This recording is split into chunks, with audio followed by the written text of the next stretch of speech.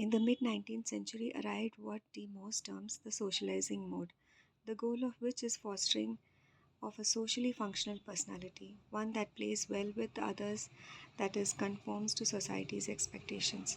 This approach became the source of all 20th century psychological models. Among them is one popularized by the iconic Dr. Benjamin Spock, parenting pundit for millions. In Baby and Child Care, his bestseller,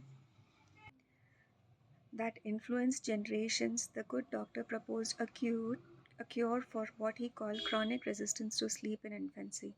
The way to ensure that infant doesn't get away with such tyranny, he wrote, was to say good night affectionately but firmly, walk out of the room and don't go back. That's right, the tyranny of a baby who is physiologically and emotionally programmed to crave physical closeness with the parent, as do all mammalian young. Today, the socialization mode still dominates much of the advice parents continue to receive from experts and peers. Recently, Peterson weighed in on how to raise sophisticated denizens of the world outside the family.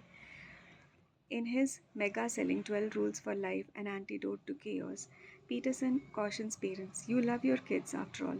If their actions make you dislike them, think what an effect they will have on other people who care much less about them than you. Those other people will punish them. Don't allow that to happen. Better to let your little monsters know what is desirable and what is not. To achieve this goal, Peterson recommends gestural and physical intimidation. Socialization may be a kinder approach than treating kids as inanimate putty, yet it still centers something other than their needs, namely the dictates of the society, for which the parents act as the well meaning but unwitting agents. To see what else might be possible, it is instructive to look at cultures more time tested and nature informed than our own. Such cultures need no parenting experts because the wisdom was passed down generationally, whether by instruction or simple emulation. Contrast Dr. Spock's counsel with what an elderly Cree woman once told me. In our clan, children weren't even allowed to touch the ground until they were 2 years old. They were in our arms all the time. Or compare Peterson's tips for managing little monsters with the anthropologist Ashley Montagu's description of traditional parenting practices among Inuit in Canada's Northwest Territories.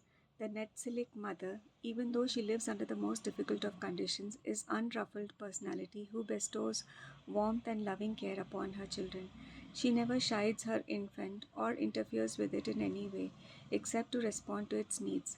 Somehow it seems these children manage to grow into productive and, yes, socialized members of their communities, even without Dr. Peterson's stern admonishments. It turns out that our innate parenting instinct is perfectly calibrated to ensure the provision of the thing many experts would have us ignored, the child's developmental needs.